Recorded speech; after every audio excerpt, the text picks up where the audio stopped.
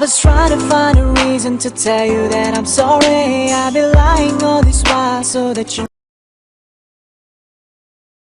Next करने के बाद आपसे ये पूछ रहा है कि आपके आईपी एड्रेसेस का रेंज बताइए।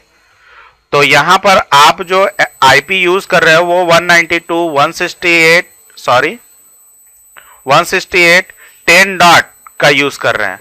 तो 10 डॉट में 1 से लेकर 192.168 10 डॉट 200 तक की आईपी मैं क्या करना चाहता हूं, एज अ डीएचसीपी सर्वर के थ्रू लीज पर देना चाहता हूं। Got it. और यहां पर देखिए लेंथ का मतलब ये होता है कि आपका सबनेट मास्क। तो आपको पता है कि क्लास सी में जो होती है 24 बिट जो होती है वो नेटवर्क बिट कहलाती है और 8 बिट जो होती है वो क्या होती है, होस्ट बिट होती है। तो यहां 24 बिट किसके लिए है, नेटवर्क बिट के लिए, जिसका सबनेट मास्क आएगा क्या, ये आएगा। ठीक। और फिर नेक्स्ट करेंगे, लिख लीजिए फटाफट। ठीक। Okay, now next move. और यहां पे देखिए ये आपसे कह रहा है ऐड एक्सक्लूजन रेंज। अभी हम लोग इसको स्किप करते हैं। इसका मतलब समझ लीजिए आप लोग, इसका मतलब ये है कि हमने जो 1 से लेकर 200 तक की आईपी लीज पर दे रखी है उसमें से मैं कुछ आईपी निकाल लेना चाहता हूं जो किसी अदर यूज के लिए कर सकता हूं। तो अभी मैं नहीं करता हूं, अभी उसका प्रैक्टिकल दिखा लूंगा तब इसको निकाल कर दिखाऊंगा। ठीक है। तो अभी के लिए हम लोग क्या करेंगे, नेक्स्ट। और उसके बाद ये देखिए आपसे पूछ रहा है लीज का ड्यूरेशन। ड्यूरेशन का मतलब ये होता है कि लीज आप कितने दिन के लिए देना चाहते हैं उधारी के लिए। जैसे यहां पर बाय डिफॉल्ट कितना लिया हुआ है, 8 दिन। आप चाहे तो इसे 8 घंटे दे सकते हैं, 1 घंटे दे सकते हैं, या 30 मिनट या 10 मिनट 5 मिनट जितना देना चाहे। ठीक। तो मैं बाय डिफॉल्ट ही छोड़ देता हूं, अगर बढ़ाना घटाना होगा तो इस तरह बढ़ा घटा सकते हो। ठीक। तो मैं इसको छोड़ देता हूं डिफॉल्ट और यहां से नेक्स्ट करेंगे। और नेक्स्ट करने के बाद आपसे पूछ रहा है कि आप अपना डीएचसीपी सर्वर से रिलेटेड उसके कुछ ऑप्शन होते हैं, क्या आप उसे कॉन्फ़िगर करना चाहेंगे। जैसे डीएचसीपी ऑप्शन में आता है डीएनएस का आईपी एड्रेस, राउटर का आईपी एड्रेस। हाँ, तो इस प्रकार का एड्रेस आप कॉन्फ़िगर करना चाहते हैं तो आप यहां पे कहिए यस, और नहीं तो नो। तो अभी के केस में मैं यस कर देता हूं। तो यस करके यहां क्या करेंगे, नेक्स्ट। नेक्स्ट करने के बाद देखिए पहला ऑप्शन आपसे पूछ रहा है राउटर। राउटर मतलब डिफॉल्ट गेटवे की आईपी। तो मैं यहां पर डिफॉल्ट गेटवे की आईपी 192.168.254, क्योंकि मेरे पास कोई राउटर नहीं है, मैं अपने मेन सर्वर को ही राउटर बना दे रहा हूं। और यहां से देखो बेटा ऐड। ठीक।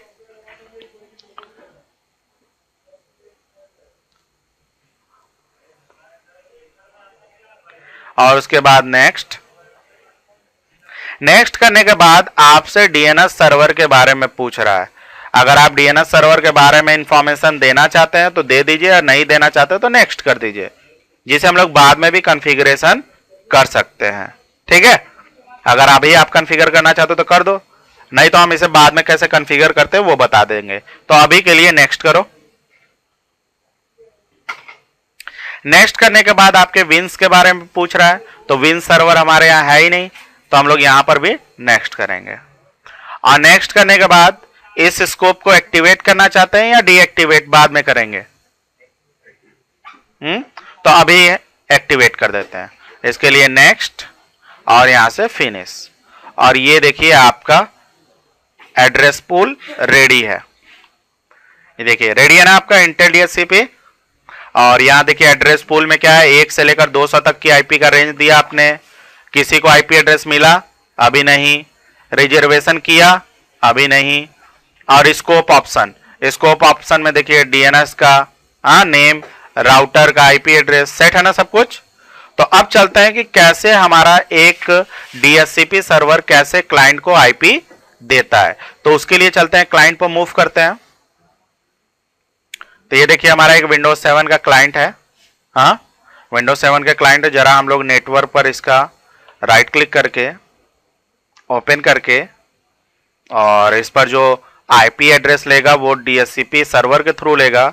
तो उसके लिए मैं यहाँ क्या करता हूँ, यहाँ से ऑब्टेन आईपी एड्रेस ऑटोमेटिकली पर क्लिक कर देता हूँ और यहाँ से डीएनएस का भी, और यहाँ से ओके ओके एंड क्लोज। अब देखते हैं इसको कौन सी आईपी एड्रेस मिलती है। तो देखो शायद इसको एक आईपी एड्रेस मिली है। जरा क्लोज करूं और जरा डिटेल में आपको दिखाऊं। तो देखो बेटा इसको कौन सी आईपी में एड्रेस मिली है, 10 का 1, और किस सर्वर ने किया है, 253 ने सर्वर ने दिया है। और डिफॉल्ट गेटवे देखिए आपका पड़ गया ऑटोमेटिक, और डीएनएस की भी आईपी ऑटोमेटिक पड़ गई। चलते हैं हम लोग सर्वर के पास, ये देख लेते हैं कि इसका इंफॉर्मेशन हमारे सर्वर पर आया कि नहीं। तो ये देखिए लीज एड्रेसेस में आइए और यहाँ देखिए कुछ नहीं है ना, आप कुछ नहीं, बस रिफ्रेश कीजिए। तो यहाँ देखिए आपको बता रहा है कि एक आईपी है जो 10 की रेंज में 1 है, और जो नाम है VNS-client1 है, और उसका पूरा नाम क्या है, client1.intel.com, और उसको एक डीएचसीपी सर्वर ने 9:49 पर एक आईपी एड्रेस दिया, जो किसके थ्रू दिया गया, डीएचसीपी के थ्रू दिया गया, और उसका एक यूनिक आईडी जनरेट किया गया, और साथ साथ कोई भी एक्सपायरेशन, सब कुछ सही है। सॉरी, ये जो डेट दिया हुआ लीज एक्सपायरेशन का दिया हुआ है। लीज एक्सपायरेशन मतलब इतने दिन बाद उसका लीज खत्म हो जाएगा। Got it? तो मतलब हमारा डीएचसीपी सर्वर एकदम परफेक्ट काम कर रहा है। और यहां से आप क्लाइंट पर जाकर इस तरह भी देख सकते हो। कमांड प्रॉम्प्ट खोल लो,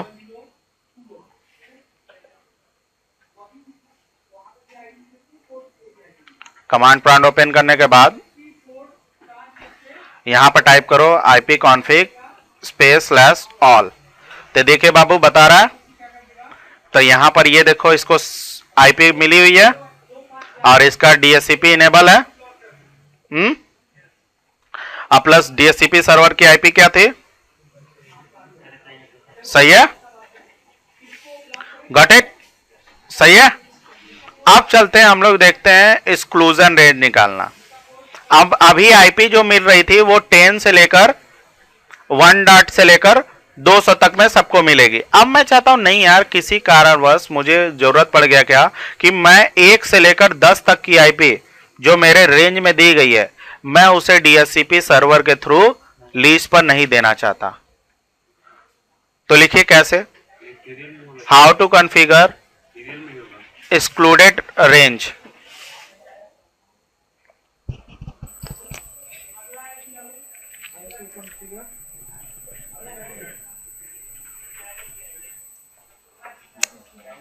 how to configure excluded range. तो उसके लिए देखिए बेटा, यही जो आप एड्रेस पूल देख रहे हो, इस एड्रेस पूल पर आरसी करोगे और यहां देखिए आपको मिल रहा है क्या, न्यू एक्सक्लूजन रेंज। दिख रहा है आपको, दिख रहा है ना। कहां से मिलेगा आपको, डीएचसीपी सर्वर के अंदर, IPv4 के अंदर स्कोप को एक्सपेंड करेंगे और यहां मिलेगा आपको एड्रेस पूल। क्या मिलेगा, एड्रेस पूल, ठीक। उसके ऊपर आरसी करके न्यू एक्सक्लूजन रेंज क्लिक कीजिएगा इसके ऊपर, और यहां से आप बताइए एक्सक्लूडेड रेंज। तो मैं निकालना चाहता हूं जो आईपी वो 10.1 से लेकर 10.99, मैं 1 से लेकर 999 तक की आईपी में निकालना चाहता हूं, जो मेरा 1 से लेकर 200 तक का रेंज दिया गया था। तो ये जो आईपी मैं निकाल रहा हूं, ये हमारे डीएचसीपी सर्वर के थ्रू लीज पर नहीं दी जाएगी। Got it? और यहां से ऐड करेंगे और क्लोज।